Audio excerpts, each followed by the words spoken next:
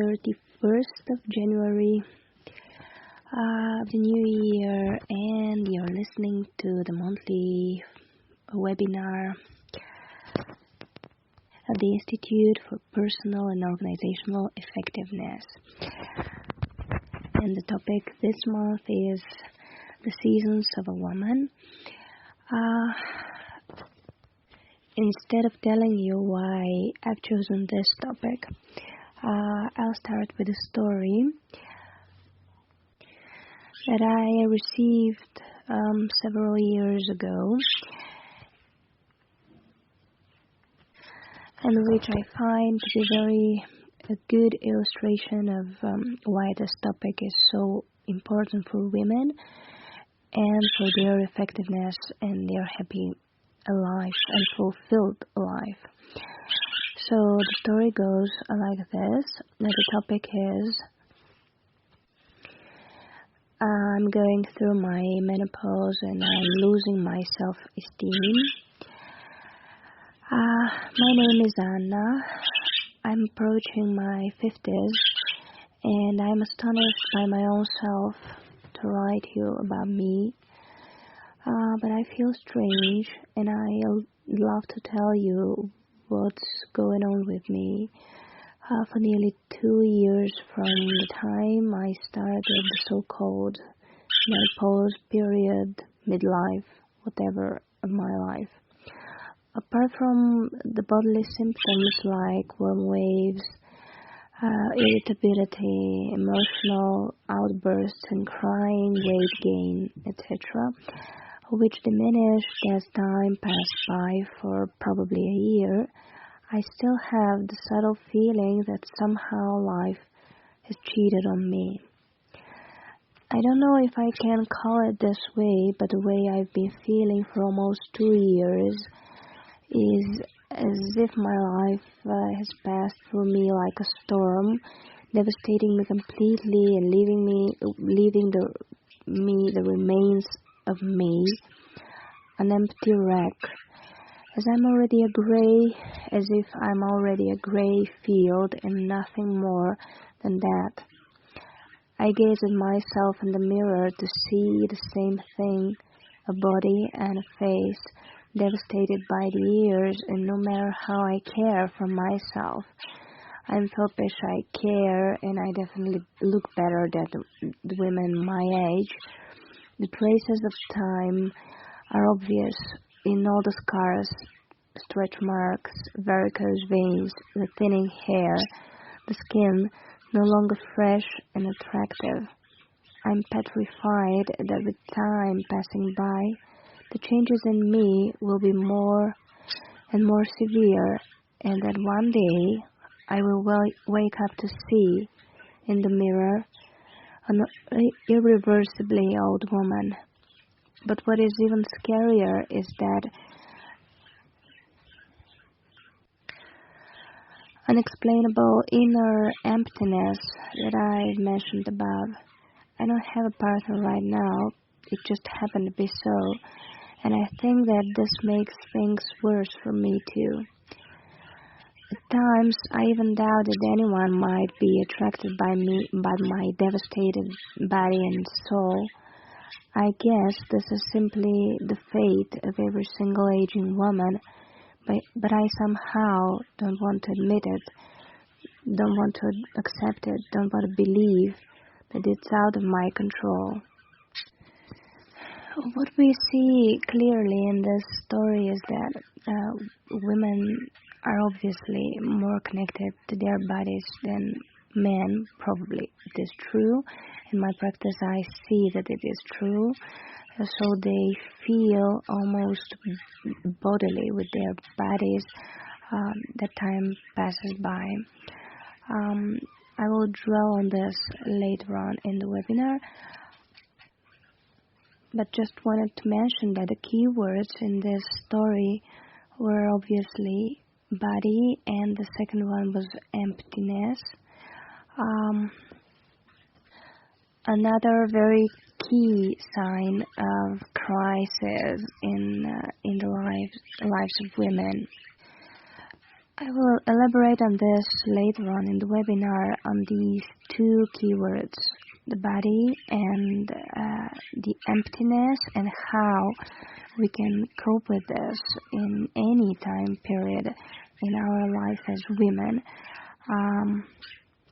But now I will take my time to step on the concept of the identity crisis, dominant in the work of the Danish, German, American developmental psychologist and psychoanalyst Erik Erikson, well known for his theory on psychological development of human beings. And he was actually the one who coined the phrase identity crisis, and describes life in his life stages, 8 life stages. The identity crisis at each stage, and the virtues or the potentials that we can derive from these crises. I think that this theory is crucial to the practice of every working and practicing psychologist, because as we see in the practice, in our everyday work with people, is that no matter how we accept the theory, it proves to be completely correct in the work with people every day. And I'm sure that it has to be known to the wide audience. It has to be, so the wide audience should be familiar with it. That's why I'll go through each stage very quickly. So the first stage, according to Erik Erikson, is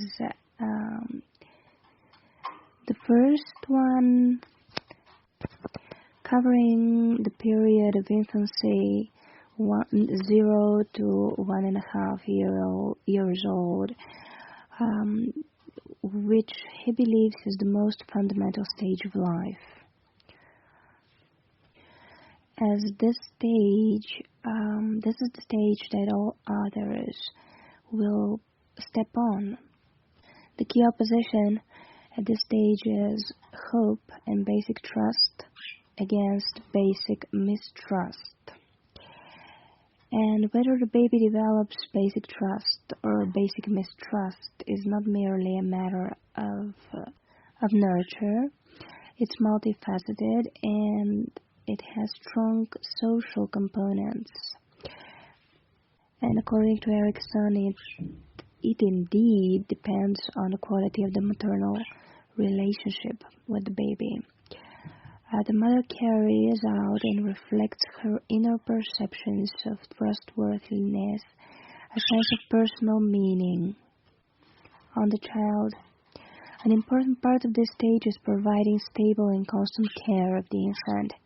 This helps the child develop trust that can transition into relationships with others. Additionally, children develop trust in others to support them. If the baby is successful in this, it develops a sense of trust, which,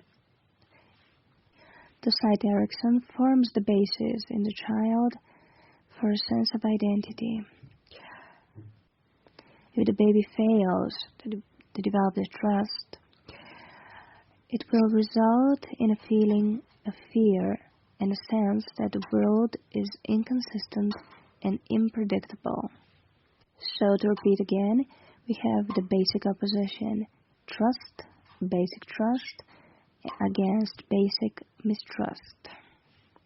And at any of those stages, we have crisis going on. The second stage covers early childhood, around 1.5 to 3 years old, and introduces the concept of autonomy against shame and doubt. The child begins to discover the beginnings of his or her independence, and parents must facilitate the child's sense of doing basic tasks, all by herself or himself.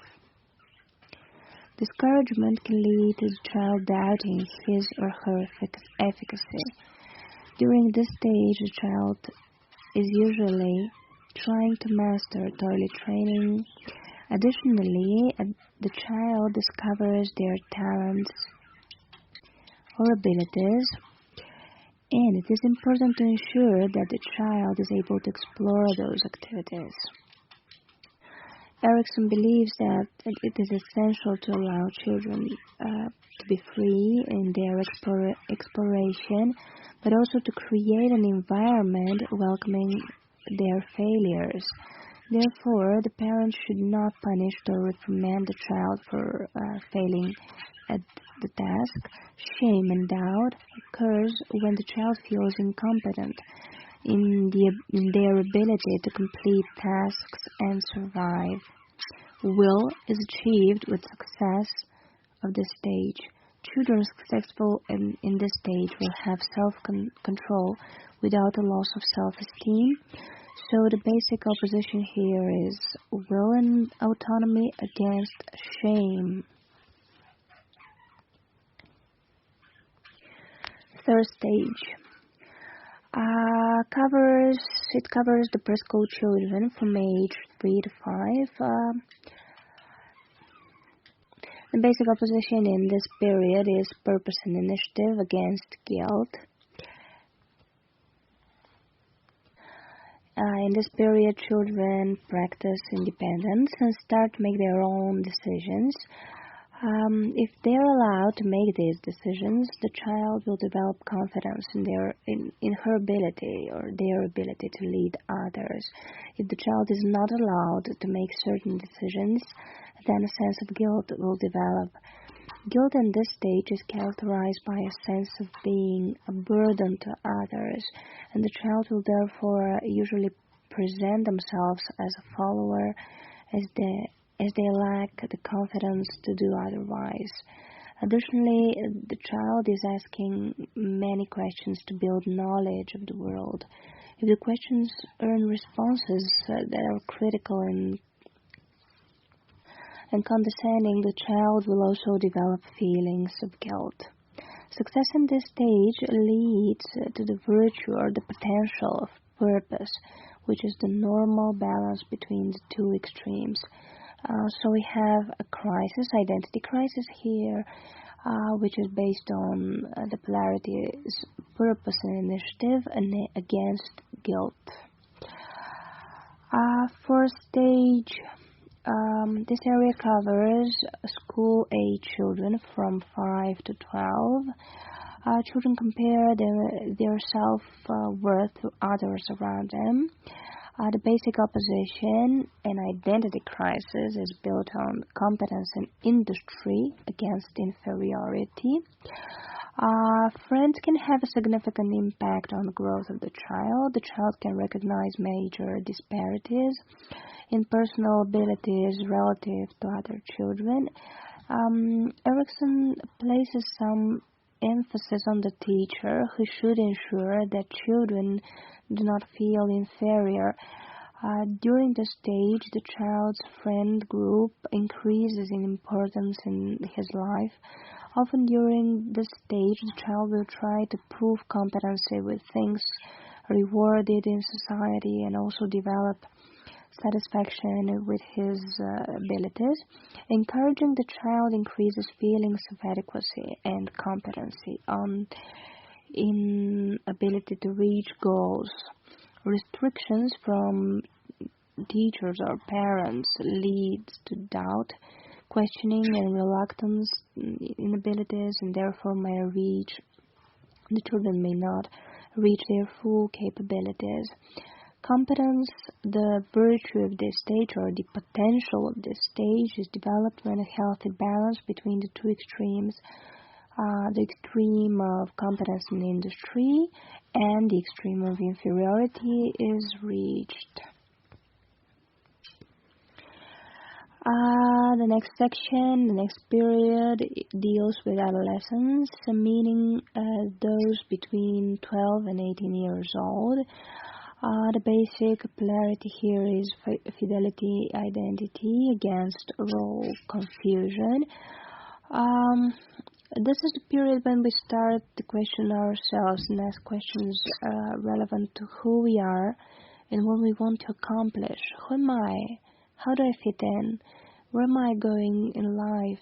The adolescent is exploring and seeking for her new, unique identity. This is done by looking at personal beliefs, goals, and values. The teen is also looking towards the future in terms of employment, relationships, and families. Fidelity here is characterized by the ability to commit to others and acceptance of others even with differences. Identity crisis is the result of role confusion and can cause the adolescent to try out different lifestyles. But I have to mention that identity crisis take place at every single stage, in every period mentioned above, and that we'll mention. So later on, we have the identity crisis going on because our identities never reach their full circle. They are never finished. We build on our identity through life. So we have an identity crisis in every period. The identity crisis here is fidelity identity against role confusion. But we have to make it clear that the identity just starts to build on in this period. We lay the foundations, but it is not finished. It will go on. The process of building on our identity will be never finished, even in the last periods of life. Next stage, love and intimacy against isolation. According to Erickson, this is the first stage of adult development.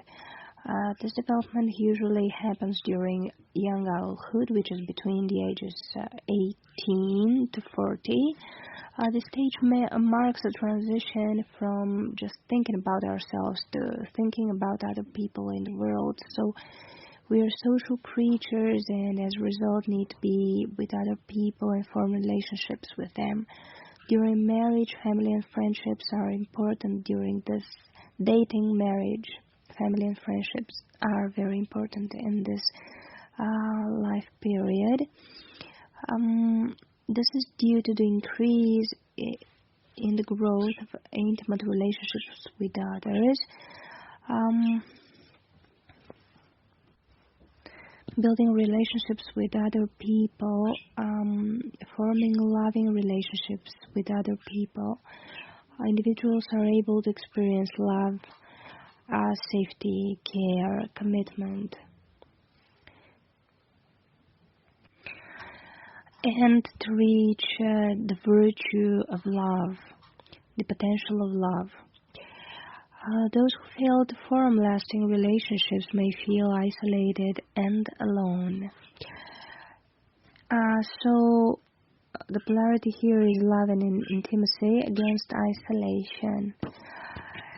And now, midlife, the second stage of adulthood, happens between the ages of 40 to 65. During this time, people are normally settled in their lives and know what's important to them. A person is either making progress in their career or treading lightly in their career, and unsure if this is what they want to do for the rest of their working life. Also, during this time, a person may be raising their children. If they are parents, then they are reevaluating their life roles. This is the one way of contributing to society along with productivity at work and involvement in community activities and organizations. Individuals that exercise the concept of generativity believe in the next generation and seek to nurture them in creative ways through practices such as parenting, teaching, and mentoring. Having a sense of generativity can be considered significant for both the individual and the society, exemplifying their roles as effective parents, leaders for organizations.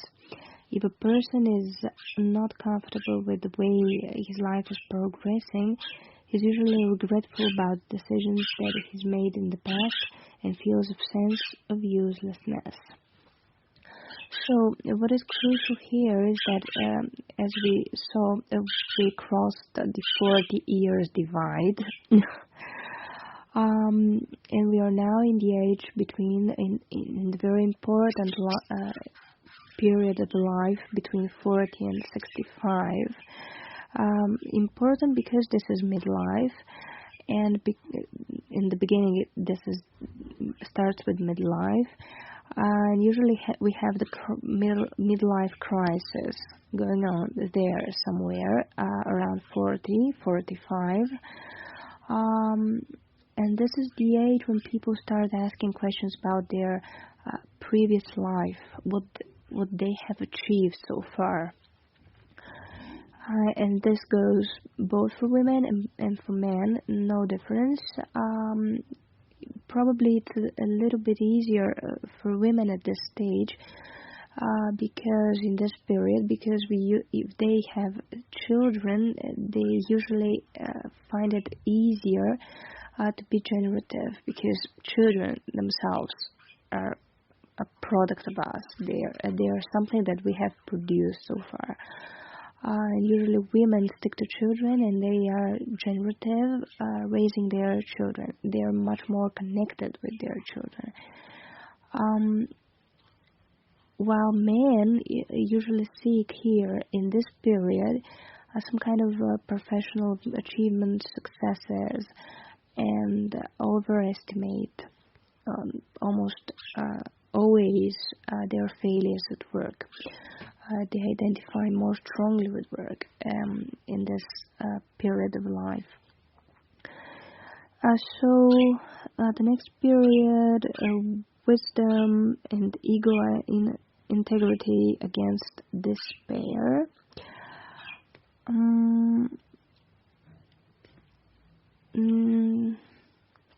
This stage affects the age group of 65 and on. During this time, an individual has reached the last chapter in their life, and retirement is approaching or has already taken place.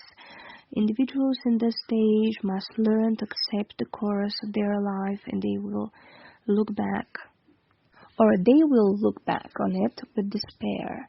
Ego integrity means the acceptance of life in its fullness, the victories and the defeats, what was accomplished and what was not accomplished. Wisdom is the result of successfully accomplishing this final developmental task. Wisdom is defined as informed and detached concern for life itself in the face of death itself.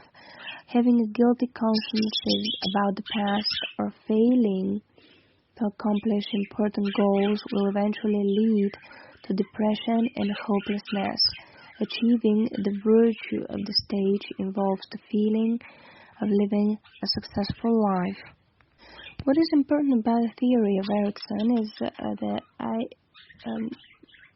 sometimes mention and sometimes say jokingly that I remember when I was a student and a teacher of mine told us that in their practice as a practicing psychologist, because the lady was a practicing psychologist at that time, so she told us that she used only the Erickson stages to consult people. So it may seem strange, but not enough, even today, because we have all those theories and concepts and paradigms and so on, etc. But the theory of Erikson is still very applicable in practice. Why? Because as we see, what we go through in our lives is not something new. And it's not only very typical for women, but it's also typical for men. The point is that men and women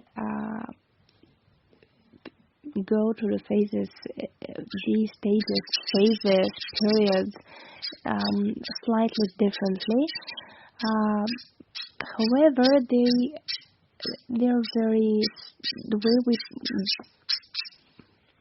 live our lives is very similar. The way we go through the identity crisis. What is different about women is something that I already mentioned in the beginning of the webinar. Keywords in women and their stories are usually body, the changes of the body, how they feel about their own body,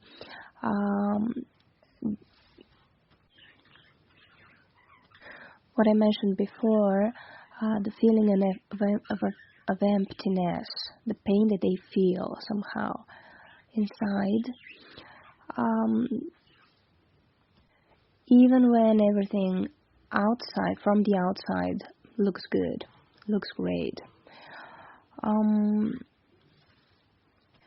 I will add a third thing, very important. This is love. I think that women in my practice, in the theory, they say it, and in practice, we see it in practice, women are very much connected with love. In my own opinion, in my humble opinion, women are much more connected with love than men are. Psychoanalysts say that men have their cars, their money, their jobs, and so on. The list goes on. While women usually overestimate love. They talk about love. They cherish love, they want love, they will fight for love, and so on. So I think that in women's life and in their perceptions of their own life, love has a very special place. And we usually find love somewhere there in their stories. In the story I read before, in the beginning, it was mentioned not really directly, but it was mentioned that our client didn't have a relationship at the time that she wrote this letter. So, it was said that probably that made it harder for her, because usually when we go through the stages of life, we as women look for someone outside, someone to be someone supportive, someone who loves us, and who will love us even if we don't have the body. First keyword, the body that we used to have, even if we feel devastated, as she stated, as Anna in her letter stated. So I think that these three words are very crucial. They're key words in my understanding of how women pass the periods of life. So body, devastation, love. Of course, we can add on many things, but these keywords were the ones that I stepped on when I worked on this, on the content of this webinar.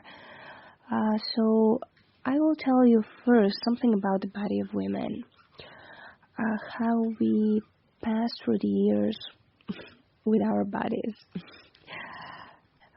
And I will cite Angela Moe from her work Queen Sass and Sisterhood, an exploration of older women's belly dancing. So Angela Moe says that these empowering stereotypes plague public perceptions of older women's bodies, particularly within Western contemporary societies. Consequently, as women age, their bodies often become sources of shame, discomfort, and ridicule. Belly dance, as a form of recreative leisure, provides a unique and somewhat unexpected space for women to subvert such perceptions. Based on qualitative interviews with older American women who belly dance, this article examines the ways in which this form of recreation provides participants a means of regaining mobility, reclaiming social space, rebuilding social support, and redefining what it means to be sensual later in life. Belly dancing will be set apart in here, but what I wanted to focus on was the fact that really the bodies of women often become sources of shame, discomfort, and ridicule when they become older. The way normally people these days try to cope with this is by surgery, usually by different procedures to make their bodies look in a different way. However, it is usually not of much help for the feeling of inner devastation. So even if we make something like something at our bodies from the outside, usually the feeling inside will stay there because it's a perception. It's something that we live through. We know that we are aging, we are growing old. We feel it, and it's something inside of us. It's intrapsychic, let's say it this way. So I think that in our practice we normally see that really the bodies of women with age often become sources of shame, discomfort, and ridicule. And women really become somehow smaller, even if they are fatter than they used to be before, even more plump or something like this. But they are not. They don't have the self-esteem to make more space, to be expansive, to feel comfortable in their bodies like they used to do before. So I think that the perception of the body changes with life passing by. So what we normally work on is the feeling we have coming from our bodies, the way we feel our bodies. So the relationship with the body is much more important than the way than the outlook, the way we look to others. We may look great, but inside we might feel not very much satisfied with our bodies. We might find some defects or something like that we don't like. So our work with women, aging women, is usually focused on the relationship with their bodies, to accept their bodies, to accept that they change, to love the bodies the way they are, to connect with their bodies the way they are now, because some things in our bodies we may never change. To understand that our body holds our history, our long story from the beginning of life to this point of life that we're now at. That all the scars, all the stretch marks that Anna mentioned, the thinning hair, everything that we lose in life or we gain the way we gain more scars and stretch marks is crucial. It's part of our story. So, I put a special accent on the identity crisis, the periods in life connected with the body, which are normally marked by identity crisis, because these periods are usually more important for us as psychologists. The period of fidelity identity against role confusion, in the concept of Erickson, and the period of care and generativity against stagnation. This is the second. So the first one is the period between 12 and 18 years old, the teenage years, and then the period between 40 and 65.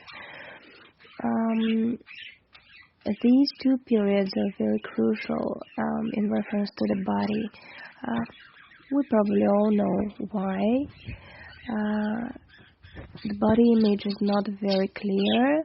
Women are, young women, and then the women in midlife are not very sure about their bodies, about their relationship with their bodies, because in the first case we don't have a relationship formed so far, and in the second period we used to have a relationship with our body, but it changed.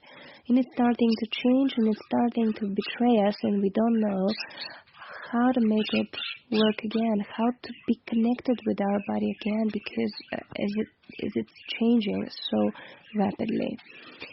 Because women in midlife find it, just as Anna stated, that something is out of their control. Their body is somehow out of their control. They can't stop the changes going on. Usually these changes reach their peak in the menopause period, when women face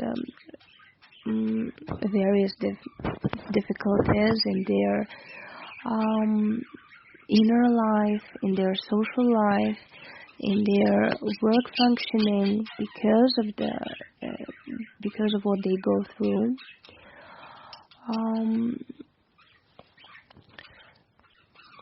So I put the accent on midlife,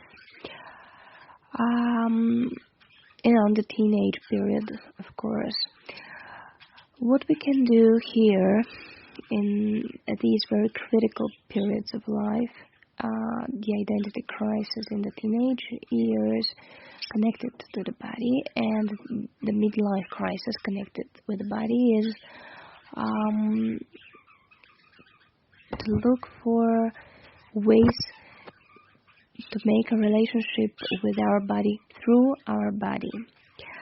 I'm working with dance movement psychotherapy, so normally, and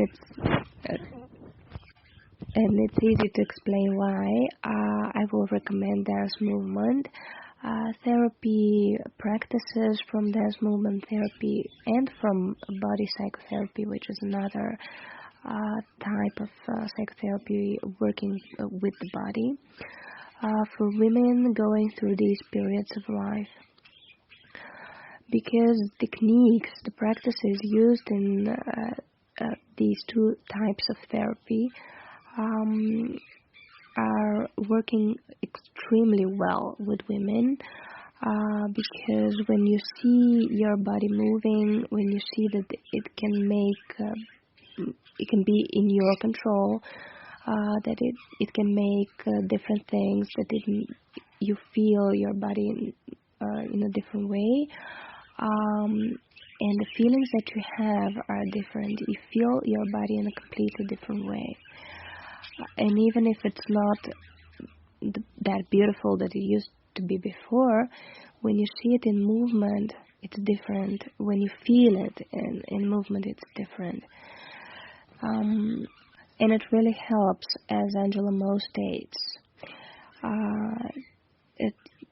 with the fact that it provides participants in her therapeutic work with dance a means of regaining mobility, reclaiming social space, rebuilding social support, and redefining what it means to be sensual later in life, because, as we know, women tend to feel less sensual with time passing by due to the changes in their bodies.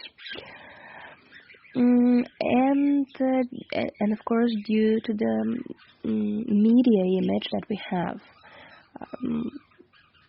about our bodies, what they should be, and if they're not, probably they're not sensuous enough.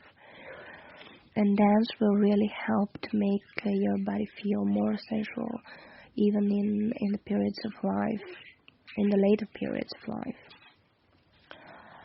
And in the literature around this topic, I found something very interesting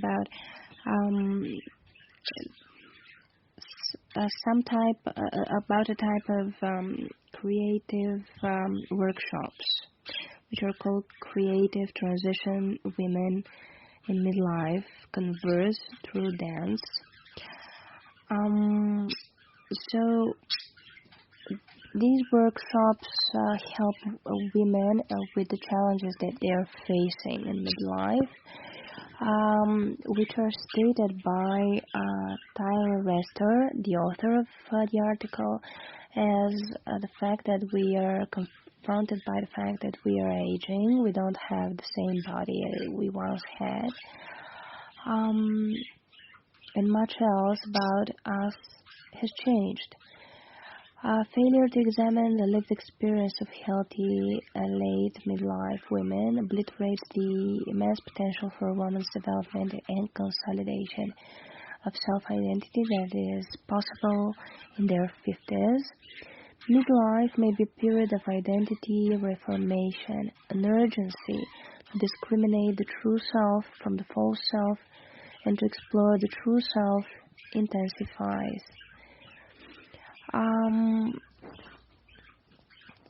So in these workshops, the creative workshops to transform women in midlife, women gather and they work on together using dance and practices from dance movement therapy to make their transition easier, to work on the points that I just mentioned. What is interesting about the theory of Erickson that I cited in the beginning is that every success in every stage, in every period, every success in these polarities, in these identity crises, is followed by success, or is not followed, but it makes it easier to have success in the next period. So if we go through these periods successfully, probably we will form an identity which will lead us to the last stage, and the last stage will be for us a stage of wisdom, a stage of integrity, as opposed to a stage of despair and loneliness. this is very important in the practice because we normally see, and we very often we see women who, due to a lack of self-consciousness, probably, or something else, some women don't have this inner look, this look to their inner feelings. They don't have the connection with their inner self. They're not very self-conscious, so they live somehow as if they live in a fog, not knowing what's going on. And later on in life, when they reach the finish line, and they're very close to the finish line, they usually fall in despair because they haven't worked on their identity. They haven't asked themselves what they want as women, what they wanted as women, what they reached as women, what they failed in as women. They don't have a clear vision what their life as women actually has been so far. And these painful questions that normally people ask themselves in the periods of crisis, in the teenage years, in midlife, we normally ask ourselves, we usually ask ourselves these questions, but they become very of critical importance in these periods. Usually these questions somehow overwhelm them when they reach the finish line. And sometimes they fall into despair because they don't know the answer. They don't know the answers, indeed. They've never asked themselves something like this. And now they're faced with the questions that they have to answer.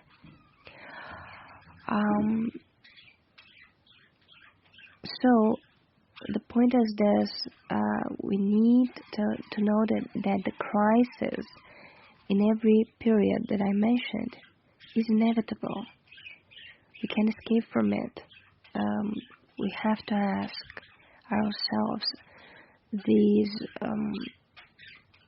somehow uneasy questions, because this will make us go more smoothly in life, and we'll have a clear idea what we have to stick to.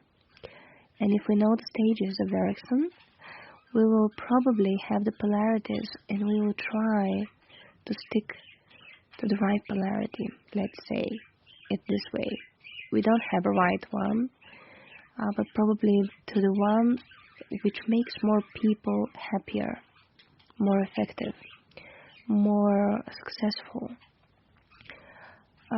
which gives the people the feeling that they've had a fulfilled life.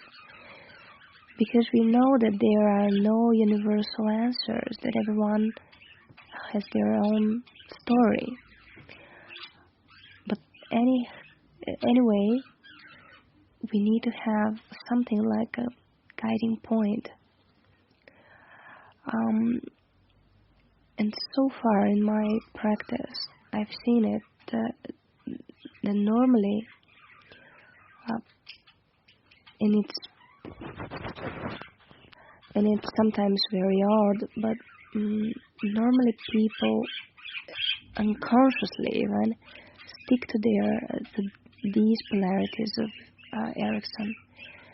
And if they do, they really later in life they have the feeling that they've had a very fulfilled life.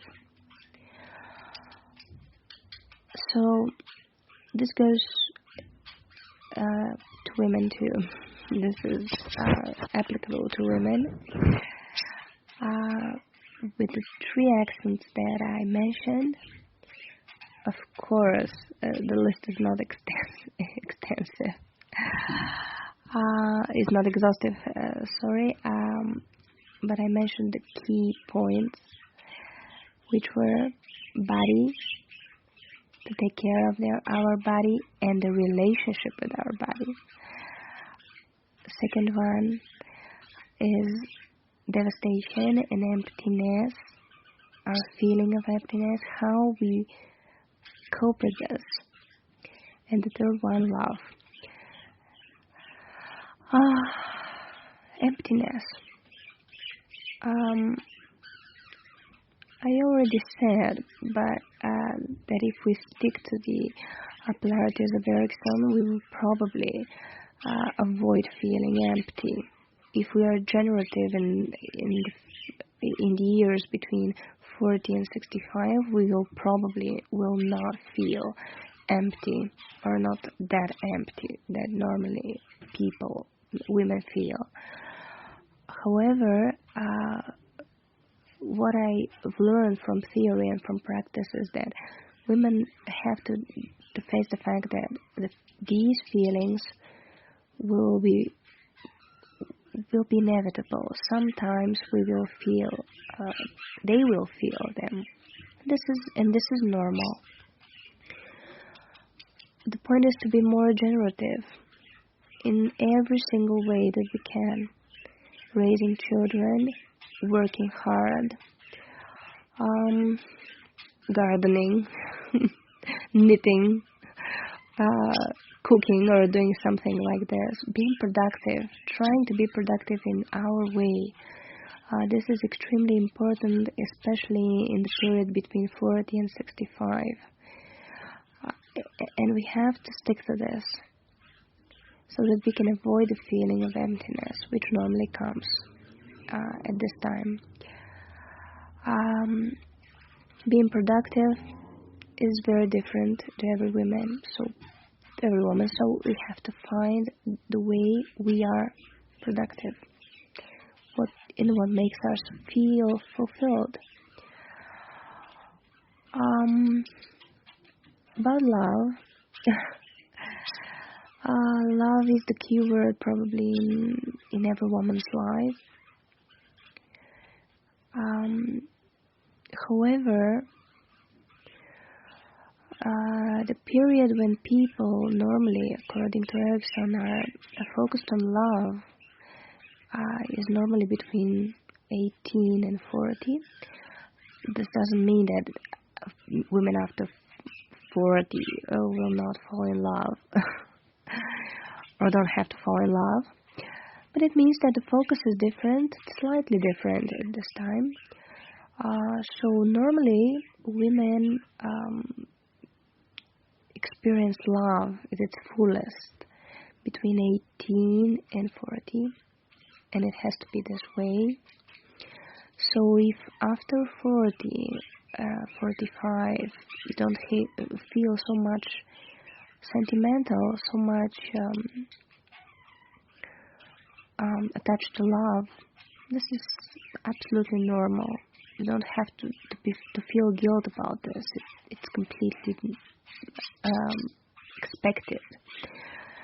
With time passing by, it's simply because of the fact that the focus is different.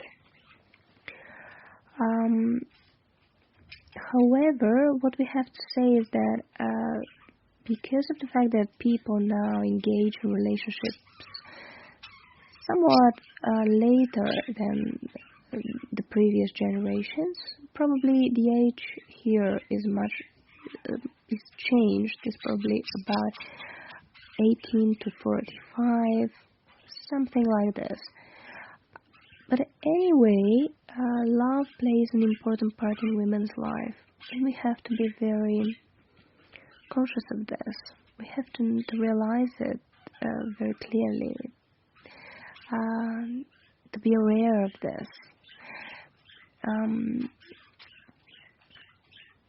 And at the same time, to be completely honest and to make a difference between our desire, a genuine desire to love, and our desire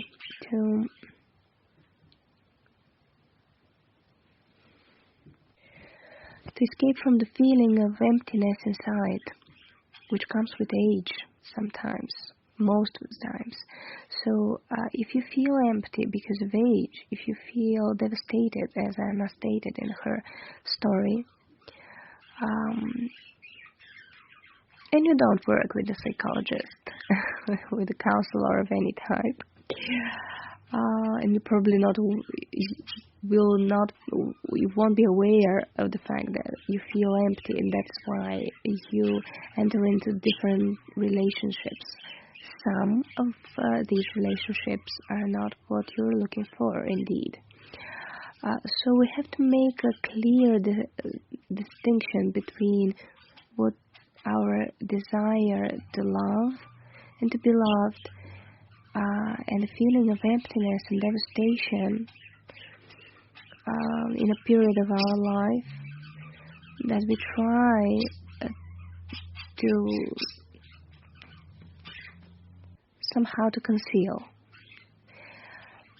So this is very important. I see it in practice. So we need to make it clear what is what. And in the periods of life which are marked with identity crisis, I think, based on theory and on practice, that sometimes it's even better if we are not with a partner at this time, because this will make it easier to distinguish between our desire to love and our desire to conceal our emptiness, our sense of devastation, the feeling that we are an empty wreck, as Anna wrote in her letter. So we may have a period to be alone, to go through this identity crisis, and then to start again, looking for a partner, engaging in serious relationships, and so on.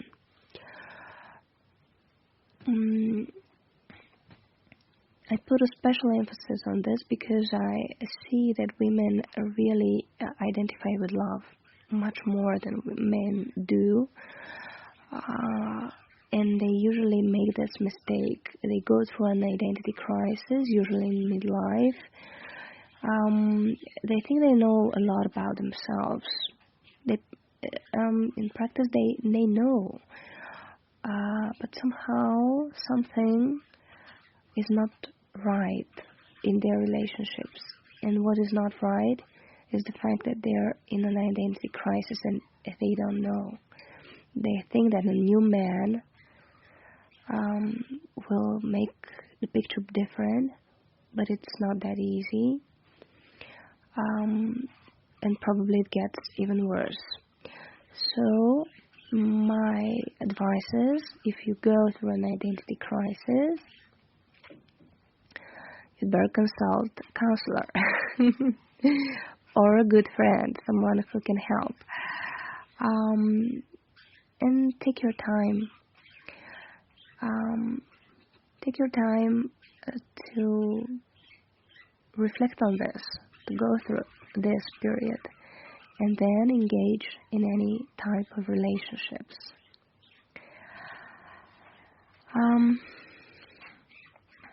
I'm really hopeful that this webinar will be useful to women. If you have any questions about going the way you go through a period in your life, or the challenges you face in the different periods of your life as women, probably I can help, so that you can go through these periods more fulfilled and more effective, and enter the next period in life in a completely new way, and cope with the challenges in every period successfully. This was the webinar The Seasons of a Woman by me, Silvia Davidova-Ivanova.